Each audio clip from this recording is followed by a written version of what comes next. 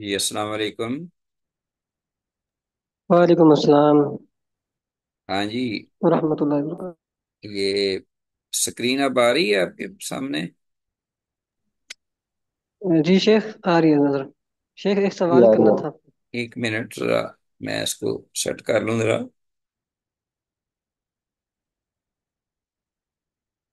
ہاں جی، آپ بتائیے، اسکرین ہے؟ جی جی آ رہی ہے۔ آ گئی، چلے ٹھیک ہے۔ ہاں جی، سوال بتائیے۔ جی شیخ، وہ پچھلے ہفتے آپ نے کوئز دیا تھا، وہ ویک ڈے تھے تو نہیں کر سکے۔ میں تو ایکسٹینڈ بھی کیا تھا اس کو، اور بھی 3 دن تک، وہ آپ نے دیکھا یار ہی اس نہیں۔ کا پتہ نہیں چلا، اوور لک ہو گیا، پتہ نہیں جی چلا وہ سر۔ اسٹینڈ کا نہیں پتا چلا، میں دیکھتا ہوں نا، ہوگا پھر آج انشاءاللہ۔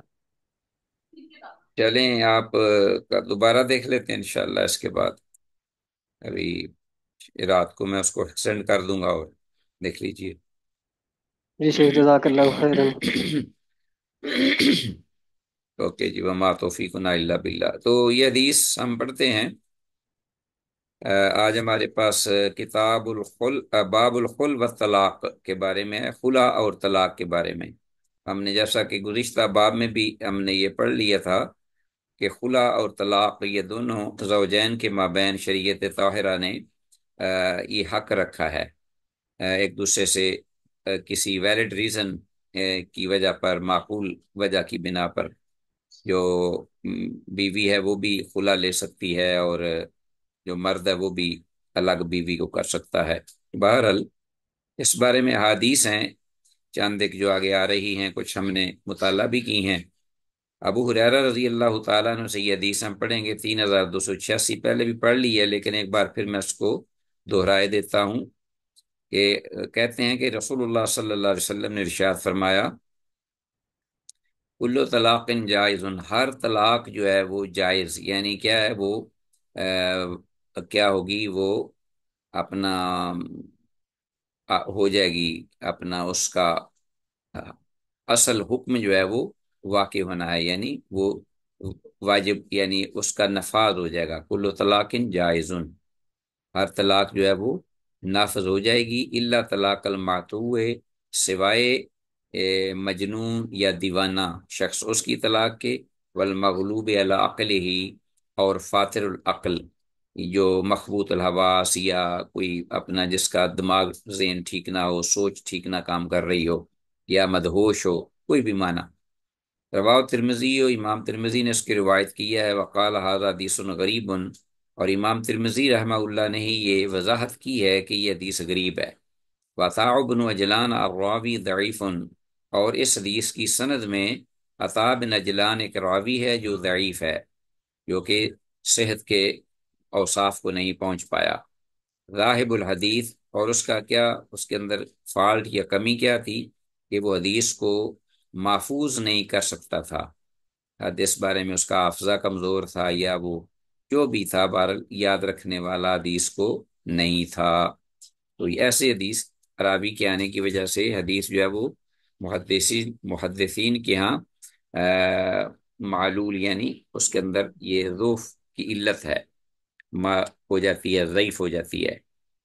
تو بہرحال یہ حدیث انتہائی ضعیف ہے، سند میں عطاء بن اجلان متروک راوی بھی موجود ہے، اور ائمہ حدیث کے نزدیک یہ جو ضعیف، یہ راوی جو ہے یہ اپنا جھوٹا راوی ہے۔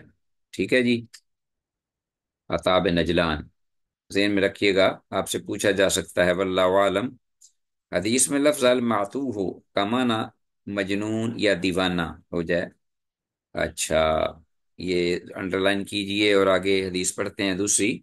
یہ بھی بڑی معروف حدیث ہے اور صحیح ہے۔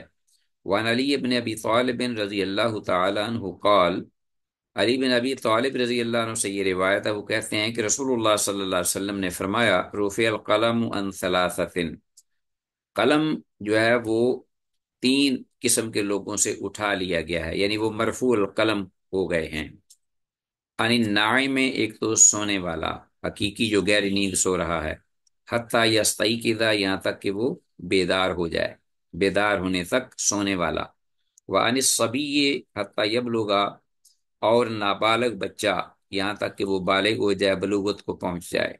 وعن المعتوہ حتی یعقلا، اور دیوانہ، فاطر العقل، مجنون، کوئی بھی معنی کر سکتے ہیں، یہاں تک کہ وہ ہوش میں آ جائے، عقل کرنے لگے، سمجھنے لگے۔ رواه ترمذی و ابو داود، اسے امام ترمذی اور امام ابو داود رحمہم اللہ دونوں نے اپنی اپنی کتب حدیث میں ذکر کیا ہے۔ تو یہ بہرحال حدیث کلیئر بھی ہے اپنے مفہوم میں، اور سند کے اعتبار سے بھی صحیح ہے۔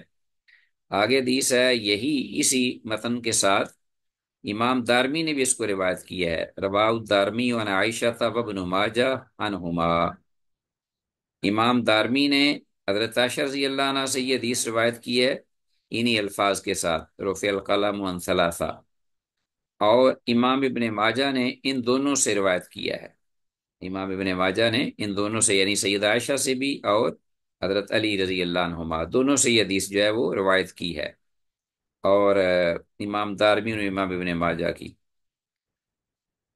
تو بہرحال جو اپنا اس کی سند ہے وہ بہرحال ضعیف ہو گئی ہے، اپنے امام دارمی اور امام ابن ماجہ کے حوالے سے جو حدیث ذکر ہوئی ہے، اور جس سند سے انہوں نے طریق سے اس کو ذکر کیا ہے، وہ سند کے اعتبار سے یہ ضعیف ہے۔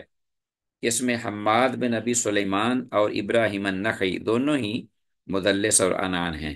بہرحال راوی سامنے آ گئے ہیں، حماد بن ابی سلیمان اور ابراہیم النخعی، اپنے وقت کے بہت بڑے امام تھے، لیکن تدلیس اور عنعان کی وجہ سے۔ احناف کا عمل اسی حدیث کے مطابق ہے جو حدیث کے اندر موجود ہے، مگر اہل حدیث کے نزدیک لونڈی طلاق اور عدت میں آزاد عورت کی مثل ہے۔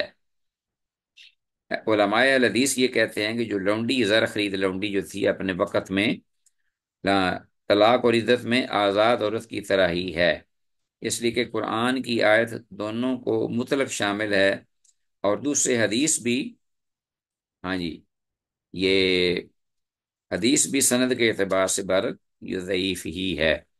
آگے آتے ہیں، نئی حدیث ہے ہمارے پاس، ہاں یہ 3289، یہ ہمارے پاس حدیث ہے۔ وعن عائشہ، عائشہ رضی اللہ عنہ سے یہ روایت ہے، ان رسول اللہ صلی اللہ علیہ وسلم قال، کہ اللہ کے رسول صلی اللہ علیہ وسلم نے یہ فرمایا۔ 3299 حدیث ہے، 3289، کہ طلاق الامات تطلیقتان، کہ لونڈی کی طلاق جو ہے یہ دو طلاقیں، و عدت و حیدتان، اور اس کی عدت جو ہے وہ دو حید ہے۔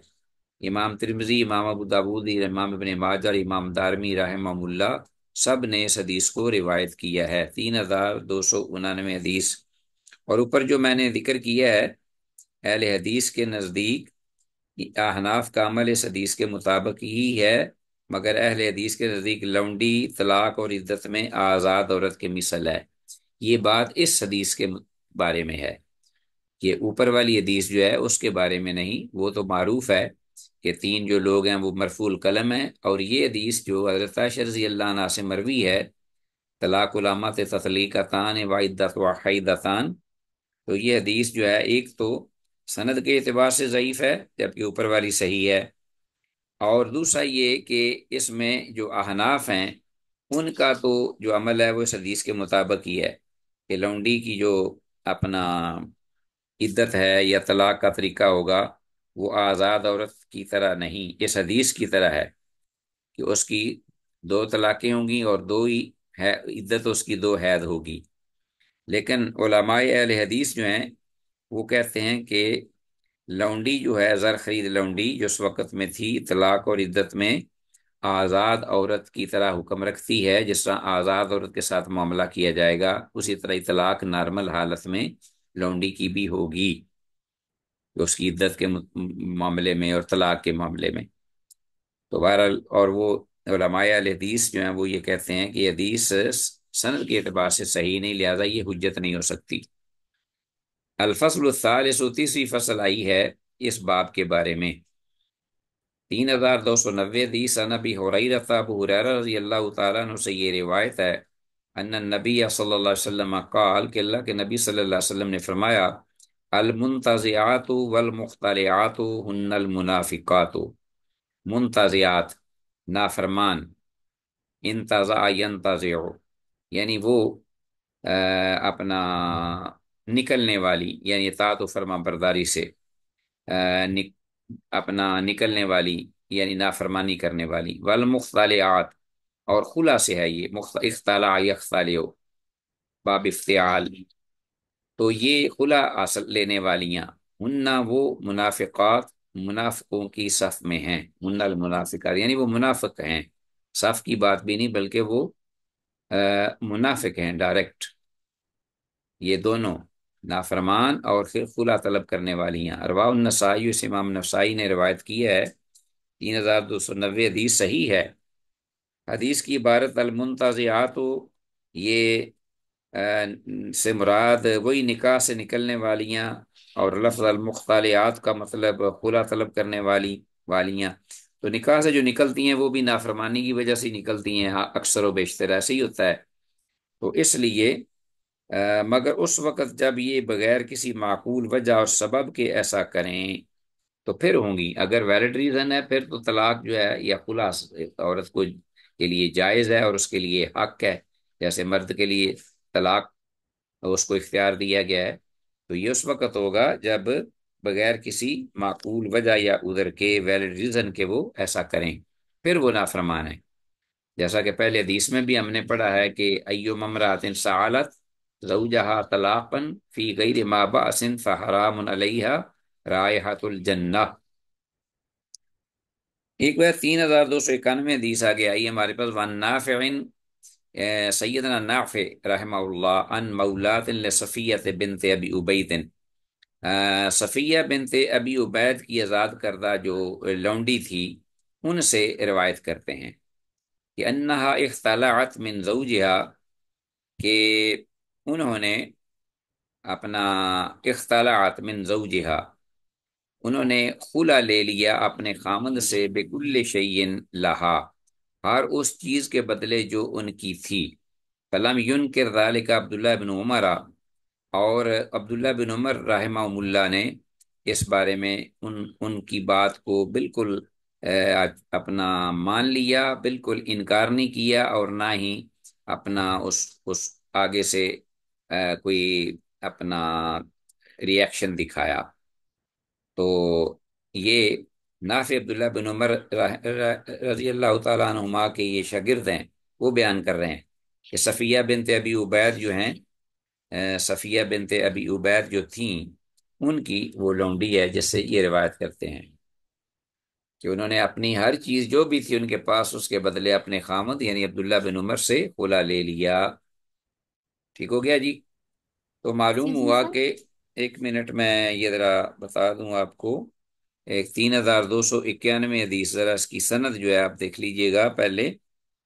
اچھا جی، اس حدیث کی سند صحیح ہے. بہرحال عبداللہ بن عمر رضی اللہ عنہما نے انکار نہیں کیا تھا اس پر ان کا، اور مطلب یہ کہ خلا جائز ہے، یعنی خلا لینا خاتون کے لیے بالکل جائز ہے اگر ویلڈ ریزن ہو، معقول ہو. ٹھیک ہے جی. اچھا، کیا اپنا ہے اینی کویسچن؟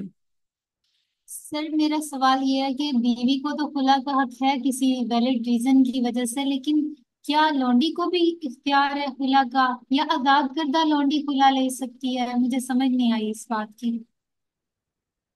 تو یہ اصل میں اپنا یہ ذکر نہیں ہے کہ عبداللہ بن عمر رضی اللہ عنہما جو ہیں، انہوں نے اپنا، ان کی یہ بیوی تھی نا عبداللہ بن عمر کی، اب لونڈی تو صفیہ بنت ابی عبید کی تھی، اور یہ انہوں نے اس کو آزاد کر دیا ہوا تھا. تو یہ آزاد ہی عورت کا یہ مسئلہ ہے جو ذکر ہوا ہے، لونڈی کے بارے میں نہیں ذکر ہوا. ٹھیک ہے جی. لونڈی کے بارے میں جیسے کہ اوپر آیا اپنا، ان کا طلاق کا معاملہ آزاد عورت کی طرح ہی ہوگا. آگے کوئی روایت آئے گی تو پتہ چل جائے گا، ورنہ فی الحال آزاد عورت کی طرح ہی لونڈی کا معاملہ ہوگا. جو حدیث آئی ہے جو اناف کی دلیل بنتی ہے وہ صحیح نہیں ہے۔ تو یہ بہرحال یہ جو اس وقت عبداللہ بن عمر رضی اللہ عنہما سے انہوں نے یہ جو کھلا لیا ہے وہ آزاد عورت کی جو ہے وہ حیثیت سے لیا ہے، انہوں نے انہیں آزاد کر دیا ہوا تھا صفیہ بنت ابی عبید نے۔ اچھا، 3292 حدیث ہے۔ آگے حدیث ہے، حدیث کی اسناد صحیح ہے، یہ 3292 پہلے پڑھتے ہیں۔ وان محمود بن لبید، محمود بن لبید رحمہ اللہ بیان کرتے ہیں، قال اخبر رسول اللہ، رسول اللہ صلی اللہ علیہ وسلم کو خبر دی گئی، ان راجل نے ایک آدمی کی بابت، ایک آدمی کے بارے میں، طلق امرأتہ ثلاث تطلیقات جمیعا، کہ اس نے اپنی بیوی کو 3 طلاقیں دے دیں ایک ہی وقت میں، ایک ہی ساتھ، ایک ہی مرتبہ۔ فقام غضبانہ، تو آپ صلی اللہ علیہ وسلم کھڑے ہوئے غصے کی حالت میں، ثم قالا، پھر آپ نے فرمایا، ایلعب بکتاب اللہ عز وجل وانا بین اظہرکم، کیا اللہ عز وجل کی کتاب کے ساتھ کھیلا جاتا ہے؟ ہاں جی، وانا بین اظہرکم، اس حال میں کہ میں تمہارے درمیان ہوں، اور اللہ پاک کی جو کتاب ہے اس کے درمیان اس کے ساتھ کیا اپنا گیم کی جاتی ہے، کھیلا جا رہا ہے۔ حتیٰ قام رجل، یہاں تک کہ ایک صاحب کھڑے ہوئے، فقالا، یعنی وہ آدمی جو ہے، تو ایک آدمی کھڑا ہوا، فقالا یا رسول اللہ، اے اللہ کے رسول، انہوں نے یہ کہا کہ اللہ کے رسول، الا اقتلہ، کیا میں اس کو قتل نہ کر دوں؟ جنہوں نے ایسا کام کیا ہے کہ ایک ہی وقت میں اپنی بیوی کو 3 طلاقیں دے دی ایک ہی مجلس میں، ایک ہی وقت میں، ایک ساتھ۔ رواہ النسائی، سے امام نسائی نے روایت کی ہے، 3292 حدیث، اور حدیث کی سند جو ہے یہ صحیح ہے۔ فانا بین اظہرکم کے الفاظ کو انڈر لائن کیجیے، اس کا ترجمہ ہے، حالانکہ میں تمہارے درمیان اس وقت موجود ہوں۔ تو معلوم ہوا 3 طلاقیں اکٹھی دینا یہ حرام ہیں، اسی لیے اس کو ایک ہی جو ہے وہ کاؤنٹ کیا جائے گا کہ ایک ہی طلاق ہوئی ہے، خواہ 100 بار کوئی کہہ دے ایک ہی مجلس میں یا ایک ہی وقت میں۔ انشاءاللہ یہ اس اختلاف اور یہ وضاحت آپ پڑھیں گے۔ فی الحال ہم آگے چلتے ہیں۔ ان مالک، نیکسٹ حدیث ہے امام مالک رحمہ اللہ کی، جو کہ موطا امام مالک کے اپنا مصنف ہیں رحمہ اللہ، بالغہ، انہیں یہ بات خبر پہنچی کہ ان رجلا قال، کہ ایک آدمی نے کہا، عبداللہ بن عباس، عبداللہ بن عباس رضی اللہ عنہ کی خدمت میں یہ بات کہی کہ انی طلقت امراتی مئۃ تطلیقۃ، کہ بے شک میں نے اپنی بیوی کو 100 طلاقیں دے دی ہیں۔ فماذا ترى علیہ، تو اس پر آپ مجھ پر کیا چیز جو ہے وہ واجب قرار دیتے ہیں، یا کیا مجھ پر اس عائد کرتے ہیں، اس ضمن میں کیا خیال ہے آپ کا میرے اپنا عمل کے بارے میں، یا جو میں نے یہ قدم اٹھایا ہے؟ فقال ابن عباس، عبداللہ بن عباس رضی اللہ عنہما نے فرمایا، طلقت من کا بثلاث، وہ تیری طرف سے 3 طلاقیں ہی دی گئی ہے۔ وَسَبٌ وَتِسْعُونَ اتَّخَذَتْ بِهَا آیَاتِ اللَّهِ هُزُوًا، اتَّخَذْتَ بِهَا آیَاتِ اللَّهِ هُزُوًا، جبکہ جو باقی کتنی رہ گئیں؟ 97، جبکہ 100 میں سے جو 3 ہیں وہ تو دے دی گئیں تیری طرف سے، تو 97 جو ہیں، 97 طلاقیں، اس میں تو نے ان کو دے کر اللہ پاک کی جو آیات ہیں ان کے ساتھ تو ٹھٹھے کا، مزاق کا مرتکب ہوا ہے، تو نے ٹھٹھا کیا ہے۔ رواہ فی الموطا، اسے موطا میں امام مالک نے روایت کیا ہے، 3293 حدیث۔ تو یہ ذرا دیکھیے گا کہ کتنی اس بارے میں وعید اور ڈانٹ ڈپٹ ہے۔ حدیث حسن ہے، صحیح ہے۔ جمہور علماء کا قول ہے کہ تینوں ایک ہی مجلس میں ہو جائیں گی، اکثر اہل علم تو یہی کہتے ہیں، جبکہ محققین اہل حدیث کا قول ایک طلاق رجی ہوگی۔ محققین اہل حدیث جو ہیں ان کا یہ اس بارے میں مسلک ہے کہ ایک رجی طلاق ہوگی، اور خامد کو رجوع کا حق ہے، خواہ عورت سے مجامت کی، ہاں جی، خامد رجوع کر سکتا ہے، ٹھیک ہے جی۔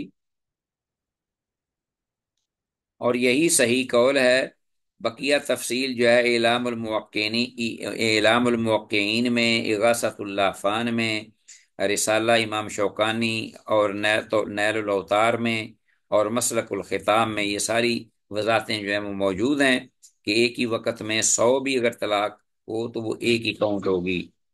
نبوت کے دور میں سیدنا ابو بکر رضی اللہ عنہ کے عہد میں، سیدنا عمر رضی اللہ عنہ کے شروع خلافت میں، تینوں طلاقیں ایک ہی وقت میں ایک ہی شمار ہوتی تھیں۔ سیدنا عمر رضی اللہ تعالیٰ عنہ نے لوگوں کو بطور سزا یہ فتویٰ دیا تھا کہ تینوں کا اطلاق ہوگا، اور یہ ان کا اپنا اجتہاد تھا اس وقت کا جو انہوں نے کیا۔ یہ حضرت عمر رضی اللہ عنہ کا یہ فتویٰ اور فیصلہ تھا۔ رسول اللہ صلی اللہ علیہ وسلم، حضرت ابو بکر رضی اللہ عنہ اور حضرت عمر رضی اللہ عنہ کی ابتدائی غالباً 3 سال ہیں، اور اس معاملہ میں حجت نہیں ہو سکتا۔ اللہ کے رسول صلی اللہ علیہ وسلم کا جو فرمان یا حدیث یا عمل ہے اس کے خلاف یہ حجت نہیں ہے۔ یہ وقتی ایک ان کا فیصلہ تھا جو کہ بعد مصلحت کی خاطر انہوں نے یہ عمل کیا۔ بہرحال اس بارے میں آپ انشاءاللہ پڑھیں گے اپنی تفصیل میں فقہ الحدیث کے اندر۔ وان معاذ بن جبل، معاذ بن جبل رضی اللہ عنہ سے روایت ہے، کہتے ہیں قال علی رسول اللہ، کہ مجھے رسول اللہ صلی اللہ علیہ وسلم نے ارشاد فرمایا، یا معاذ، ہے معاذ، ما خلق اللہ شیئا علی وجہ الارض، کہ اللہ پاک نے کوئی چیز بھی زمین کے چہرے پر، زمین کی سطح پر پیدا نہیں کی، ہاں جی، حبا، جو زیادہ پسندیدہ ہو الیہ، اللہ کی بارگاہ میں، من العتاق، غلام کو آزاد کرنے سے، ولا خلق اللہ شیئا علی وجہ الارض، اور نہ اللہ نے کوئی چیز پیدا کی ہے زمین کے چہرے پر، یعنی روئے زمین پر، ابغض الیہ، زیادہ قابل نفرت چیز اپنی جناب میں، اپنی بارگاہ میں، من الطلاق، طلاق کی نسبت۔ رواہ دارقطنی، اس امام دارقطنی نے روایت کی ہے، 3294 حدیث، سند ضعیف ہے، اور اس کی سند میں انقطاع بھی ہے، اور حمید بن مالک جو ہیں وہ اس میں سند کے اندر ضعیف راوی ہے، حمید بن مالک۔ واللہ تعالی اعلی وعلم بالصواب۔ آتے ہیں عزیز طلبہ آگے، باب المطلقۃ ثلاثا۔ لو جی، اب یہ مہر کا یہ جو باب آ گیا ہے، اور انشاءاللہ ہم اس کا ترجمہ ہی کریں گے، جس عورت کو 3 طلاقیں دے دی جائیں اس کے بارے میں، 3 طلاقیں دی جانے والی عورت۔ باب المطلقۃ ثلاثا، پہلی فصل ہے، عائشہ، عائشہ رضی اللہ عنہ سے روایت ہے، قالت، کہتی ہیں، جات امرات رفاعت القرظی الی رسول اللہ، کہ ایک خاتون جو ہیں صحابیہ رضی اللہ عنہ آئیں، رفاع القرظی، جو کہ رفاع القرظی کی زوجہ محترمہ زوجہ تھیں رسول اللہ صلی اللہ علیہ وسلم کی خدمت میں۔ یہ ذہن میں رکھیے گا، رفاع القرظی کی یہ بیوی ہیں۔ کہتی ہیں، قالت، کہنے لگی، انی کنت عند رفاع، میں رفاع القرظی کی نکاح میں تھی، فطلقنی، تو اس نے مجھے طلاق دے دی، فبت طلاقی، اور اس نے مجھے، یعنی پوری مکمل جو طلاق جسے کہتے ہیں طلاق بتہ، فائنل طلاق، ہاں جی، انہوں نے مجھے دے ڈالی۔ فتزوجت بعدہ عبد الرحمن بن الزبیر، تو میں نے ان کے بعد عبد الرحمن بن زبیر جو ہیں ان کے ساتھ میں نے شادی کر لی۔ وما معه الا مثل حدبۃ الثوب، اور ان کے پاس تو کچھ بھی نہیں سوائے ایک اپنا کپڑے کے پلو کی مثل، ان کے پاس کچھ نہیں سوائے، مطلب یہ کہ وہ ان کے پاس کچھ نہیں، کہ طاقت نہیں ہے ان کے اندر حق زوجیت ادا کرنے کی۔ یہ ہے اس کی وضاحت، الا مثل حدبۃ الثوب، اصل معنی ہے کپڑے کے پلو کی طرح ہے، نہیں کوئی چیز ان کے پاس مگر کپڑے کے پلو کی طرح، تو یعنی وہ اپنا ان کے اندر اپنا طاقت قوت نہیں ہے، مردانگی۔ فقالا، تو آپ نے فرمایا، تریدین ان ترجعی الی رفاع، کیا تم یہ چاہتی ہو کہ تم لوٹ جاؤ، یعنی رجوع کر لو رفاع کی طرف، واپس چلی جاؤ؟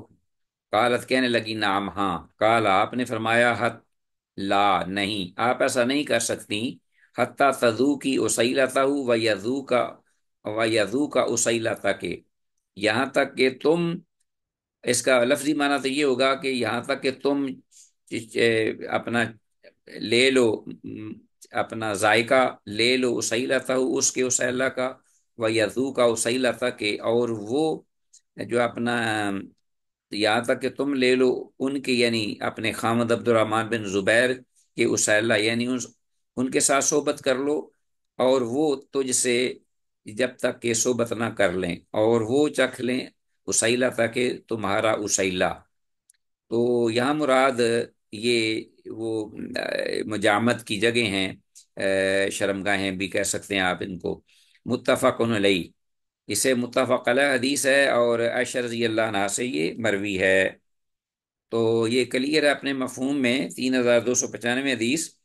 تو ایسی عورت جو ہے موافقت کے باوجود نہ رجوع کر سکتی ہے اور نہ نکاح، جب تک کہ کسی اور خامند سے صحبت نہ ہو جائے، اور یہی موقف تمام صحابہ اکرام اور تابعین نظام رضی اللہ عنہم کا بھی ہے۔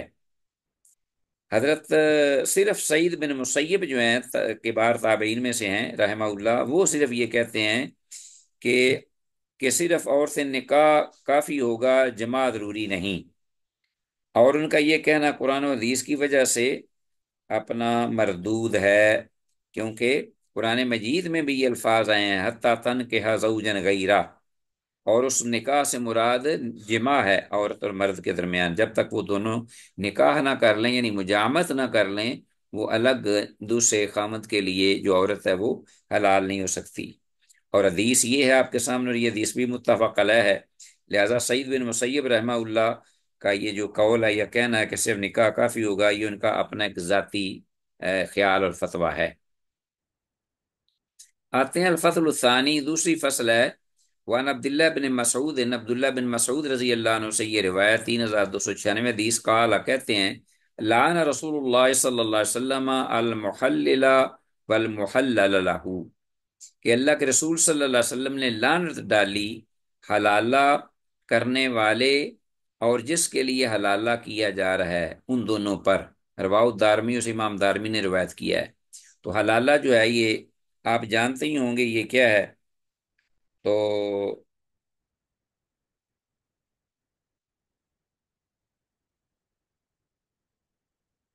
یہ حدیث جو ہے 3297 یا 96، یہ حدیث صحیح ہے 3296۔ تو معلوم ہوا کہ حلالہ کا نکاح ہی حرام ہے سرے سے۔ ابن القیم رحمہ اللہ کہتے ہیں کہ حلالہ کا نکاح کسی ملت میں مباح نہیں رہا، کسی ملت میں، کسی قوم میں اس کو جائز نہیں قرار دیا گیا، اور کسی صحابی رضی اللہ عنہ نے نہ حلالہ کیا، نہ آج تک صحابی سے کسی کے فتوے کا صدور ہوا، اور نہ یہ ثابت ہے۔ تو احناف کے ہاں جب آپ دیکھیں تو جناب کیا کیا کھیت کھلیان کیا جاتا ہے، والعیاذ باللہ۔ حدیث 3297 آگے آ گئی۔ تو یہ جو ہے اس کو یاد بھی کر لو، اور اس کو اپنا انڈر لائن کیجئے، لعن رسول اللہ، پوری حدیث کو، المحللہ حلالہ کرنے والے، والمحلل لہ، اور جس سے حلالہ کیا جا رہا ہو۔ تو یہ خاص طور پہ انوالو کیا جاتا ہے حنفی فقہ کے ماننے والے، خواہ وہ بریلوی مکتب فکر سے ہوں یا دیوبندی مکتب فکر سے، تو ان میں جو خاص طور پر رجوع کیا جاتا ہے، پھر وہ جو فتویٰ دینے والے ہیں انہی کے ساتھ حلالے کیے جاتے ہیں، اور اکثر و بیشتر اس میں آگے فتنہ اور فساد کی لپیٹ میں خاندان آ جاتے ہیں، اور ایسا فتنہ رونما ہوتا ہے کہ جس میں لوگ ایک دوسرے ایسے منہ چھپاتے پھرتے ہوتے ہیں، یہ ایسی چیز ہے۔ تو اسی لیے یہ تصور بھی نہیں ہو سکتا کہ صحابہ جیسی پاکیزہ ہستیوں رسول اللہ صلی اللہ علیہ وسلم کے عہد مبارک میں اس بات کا اجازت دی جائے، اور پھر جس سے حلالہ کیا جاتا ہے معاشرے میں اس کی جو وہ بیچارہ یا بیچاری جو ہے وہ منہ دکھانے کے قابل نہیں ہوتی۔ 3297 حدیث، ورواه ابن ماجہ عن علی وابن عباس وعقبۃ بن عامر، امام ابن ماجہ نے اسی حدیث کو جو عبداللہ بن مسعود رضی اللہ عنہ کی انہی الفاظ کے ساتھ، متن کے ساتھ، سیدنا علی، سیدنا عبداللہ بن عباس اور سیدنا عقبہ بن عامر جلیل القدر تینوں صحابہ سے انہوں نے یہ روایت کی ہے اس حدیث کو. تو یہ توثیق ہو گئی ان صحابہ کی طرف سے بھی. 3297 حدیث، یہ حدیث بھی صحیح ہے. اور حدیث کی عبارت میں المحلل لہو کا مطلب وہ جس کے لیے حلالہ کیا جا رہا ہے، کیونکہ وہ اس وقت ہی جب اس میں راضی ہوں، رضامند ہوں، اور ان کی خواہش جو ہے وہ یہ ہو کہ ایسے کیا جائے تاکہ میں اپنے اس خامد پہلے کی طرف چلی جاؤں، یا خامد یہ کروا رہا ہو کام کہ میری بیوی میری طرف آ جائے. تو یہ ایک عجیب قسم کا حیلہ ہے جو کہ بغیرتی پر یہ مشتمل ہے. 3298 حدیث آگے آئی ہے ہمارے پاس. وان سلیمان ابن یسار، سیدنا سلیمان بن یسار رضی اللہ تعالیٰ عنہ سے یہ روایت ہے، قال کہتے ہیں ادرکت بضعۃ عشر من اصحاب رسول اللہ، کہ میں نے پایا کم و بیش 10 اصحاب رسول صلی اللہ علیہ وسلم کو، یعنی ان سے ملاقات کی. کلہم یقول، ان میں سے ہر ایک یہی کہہ رہے تھے، یوکف المولی، یوکف المولی، ایلا کرنے والے کو پابند سلاسل کیا جائے گا. رواہ فی شرح سنہ، امام بغوی رحمہ اللہ نے اس کو شرح سنہ میں روایت کی ہے 3298. تو حدیث کی سند صحیح ہے، اور حدیث میں الفاظ یوکف المولی، یوکف یعنی ٹھہرایا جائے گا اب سے بیجا میں، یا اس کو قید کیا جائے گا، الا کرنے والے کو ٹھہرایا جائے گا. تو بہرحال اس کا ترجمہ کافی آگے انشاءاللہ ہم پڑھیں گے نیکسٹ حدیث. آج تک کے لیے اتنا ہی کافی. اللہ پاک سے اس دعا کے ساتھ کہ جو کچھ کہا سنا ہے اللہ اس پر عمل کی توفیق کامل مرحمت فرمائے. ھذا ما عندی واللہ اعلم وعلم بالصواب، والسلام علیکم ورحمۃ اللہ وبرکاتہ. جی سر.